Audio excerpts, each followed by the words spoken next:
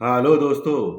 आज तो stock prediction में आपका स्वागत है। Good morning. Pre market report में स्वागत है आपका। सुबह के लगभग 7:30 बज रहे हैं। शुरू करेंगे आज प्री मार्केट रिपोर्ट।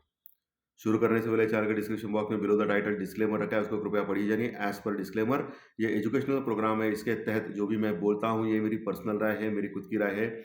आपके प्रॉफिट या लॉस, लाभ या हानि के लिए मैं और मेरा चैनल जिम्मेदार नहीं रहेंगे, रिस्पॉन्सिबल नहीं रहेंगे। ये प्लीज़ प्लीज़ नोट करके रखिए। मैं और मेरा एस्ट्रो स्टॉक प्रेडिक्शन चैनल सिर्फ और सिर्फ यूट्यूब पे ही अवेलेबल है। चलिए दोस्तों, शुरू करेंगे। दोस्तों, कल अमेरिकन मार्केट 350 पॉइंट गिरा। उसके पहले वो 700 पॉइंट तक गिरा था, लेकिन नीचे के लेवल से अच्छा रिबाउंड मार दिया और अमेरिकन मार्केट 350 पॉइंट गिरा। और अभी जो डाउ फ्यूचर है वो लगभग फ्लैट है, 10 पॉइंट माइनस में है।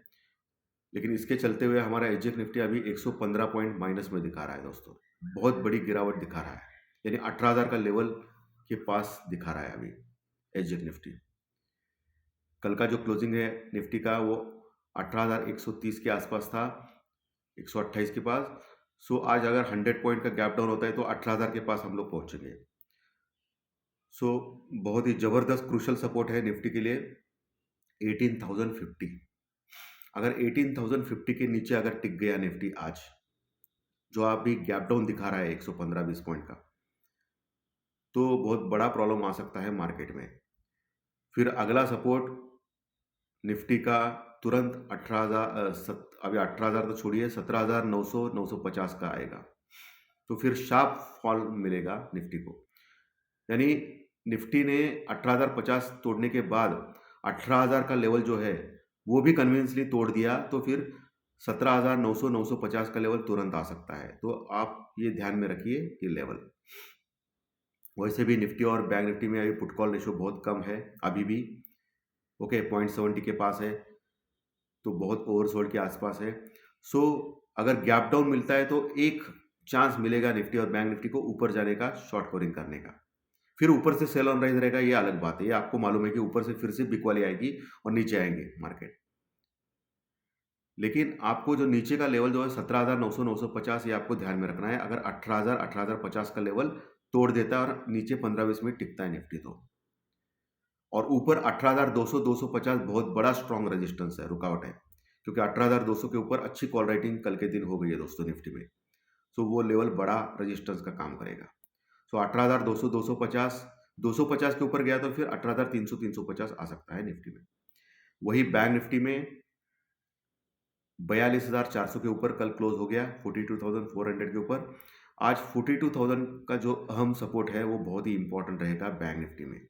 अगर 42,000 का लेवल तोड़ दिया बैंक निफ्टी में और उसके नीचे टिक गया बैंक निफ्टी, तो फिर तुरंत 41,800 का लेवल आ सकता है। यह आप नोट करके रखिए, 41,800 का लेवल आ सकता है तुरंत। लेकिन बैंक निफ्टी बहुत ही ज़्यादा ओवरसोल्ड है।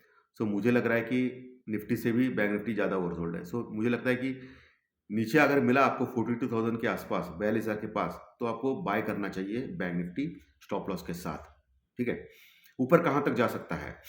ऊपर 42,550 पहला लेवल है जहाँ तक जाने की कोशिश करेगा। 42,500 के ऊपर भी कॉल राइटिंग अच्छी हो गई है कल, यानी मंदी वाले लोग बैठे हैं। वो अगर क्रॉस किया तो फिर 550 क्रॉस करने के बाद फिर एक शॉर्ट कवरिंग आ सकती है बैंक निफ्टी में। यानी 42,550 के ऊपर अगर गया बैंक निफ्टी तो जबरदस्त शॉर्ट कवरिंग आ सकती है बैंक निफ्टी में, जो बैंक निफ्टी को 42,800 850 तक आराम से लेके जा सकती है। ये लेवल आप नोट करके रखिए आज बैंक निफ्टी में।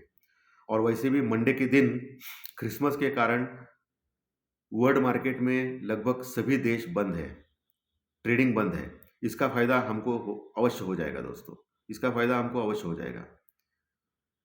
क्योंकि हमेशा देखा गया है कि फॉरेन मार्केट्स अगर बंद रहेंगे, स्पेशली अमेरिकन मार्केट, तो हमारा मार्केट बढ़ता है। तो ये फायदा हमको हो सकता है। तो मुझे लग रहा है कि आज सेकंड हाफ में, यानी दोपहर 2 बजे के बाद, 1-2 बजे के बाद मार्केट में शॉर्ट कवरिंग आ सकती है। जो मंडे का छुट्टी है सभी देशों में, इसके ऊपर मैं बोल रहा हूँ। हो सकता है मैं गलत भी हो जाऊं, लेकिन 80% चांस है कि दोपहर 1-2 बजे के बाद एक शॉर्ट कवरिंग आ सकती है मार्केट में, जो मार्केट को कवर कर सकती है। आज पहला सेशन निगेटिव टू न्यूट्रल रहेगा, उसके बाद फिर तेजी आएगी, ऐसा मुझे लग रहा है। तो इसके ऊपर आप ध्यान में रखना है। एक और एक खराब न्यूज़ आ गई है जापान के मार्केट के लिए। जापान में इन्फ्लेशन फिगर यानी महँगाई के आंकड़े डिक्लेयर हो गए हैं और वो 40 साल के हाईएस्ट लेवल के ऊपर आ गए हैं इन्फ्लेशन डाटा उनका। महँगाई इतनी बढ़ी है कि 40 साल का रिकॉर्ड है। जैसे आपको मैंने बोलता हूँ कि जापान का जो इंटरेस्ट रेट है, वो 0% है। जैसे हमारा 5-6% है, अमेरिका का भी बढ़ रहा है, 4-5% हो गया। सभी देशों में कुछ ना कुछ इंटरेस्ट देते हैं बैंक एफडी के ऊपर, लेकिन जापान में 0% रेट मिलता है इंटरेस्ट रेट। इसका मतलब लोग क्या करते हैं, वो पैसा निकालते हैं और दूसरी जगह उसका यूज़ करते हैं क्योंकि 0% रेट ऑफ इंटरेस्ट है, बराबर है। अगर आपने एफडी में रख दिया तो भी पैसा नहीं मिलेगा वहाँ। सो बाहर वो सर्कुलेट करते हैं, यानी बाहर जो ट्रेडिंग जो देश है ग्लोबली, इंडिया हो या चाइना हो या सभी देश हो, वहाँ वो पैसा जाता है 0% रेट ऑफ इंटरेस्ट से निकाला गया और वहाँ ट्रेडिंग में लगाया जाता है। लेकिन अभी क्या होगा कि रेट ऑफ इंटरेस्ट बढ़ाने की सोच रहा है जापान। तो अगर वो बढ़ेगा तो फिर जो ट्रेडिंग के लिए जो पैसा गया है वो फिर जापान में आएगा वापिस। इसके कारण ग्लोबल लिक्विडिटी जो है, यानी हर बाजार में जो जापान का पैसा करोड़ों में लगा है, वो निकाला जाएगा। इससे क्या होगा कि मार्केट गिरना चालू करेगा। सो ये थोड़ा इशू है दोस्तों जापान का, ये मैंने आपको समझाया है। ओके, क्रूड ऑयल वही है $82 के आसपास फ्लैट है, कोई समस्या नहीं है।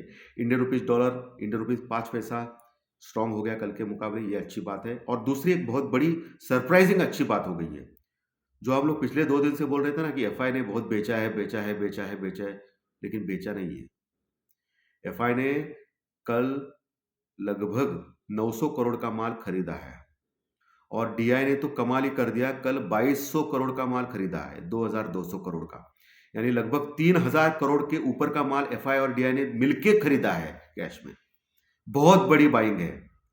इसका मतलब ये जो फेज है अभी जो गिरने का, वो टेम्पररी लग रहा है, क्योंकि एफआई और डीआई बहुत बड़े निवेशक होते हैं किसी भी कंट्री में। तो अगर वो खरीद रहे हैं, इसका मतलब मार्केट बाउंस बैक हो सकता है दोस्तों, ये ध्यान में रखिए। सो अभी ये टेम्पररी फेज है, ऐसा मुझे लग रहा है एफआई और डीआई की बाइंग से, ऐसा क्लियरली दिख रहा है मुझे। और वैसे भी एफआई की जो पोजीशन है वो 55% के आसपास ही है इंडेक्स में। पुट कॉल रेशियो भी ओवरसोल्ड हो चुका है। सो बाउंस बैक के लिए तैयार हो रहा है मार्केट, लेकिन आज करेगा या मंडे को करेगा, इतना ही क्वेश्चन है, बस इतना ही क्वेश्चन है। आज सेकंड हाफ में मैंने ऑलरेडी बोला है और मंडे को भी हो सकता है रैली दोस्तों। सो आपको एक मेजर जो लेवल सपोर्ट रेजिस्टेंस मैंने दिए हैं निफ्टी बैंक निफ्टी में, उसका ख्याल करना है। कल और एक अच्छी बात हो गई, जैसे कि आपको मालूम है कि इंडिया विक्स वोलेटिलिटी इंडेक्स यानी घबराहट का इंडेक्स हर दिन बढ़ते जा रहा था, 14%, 10%, 5%, 7%, लेकिन कल बढ़ के कम हो गया।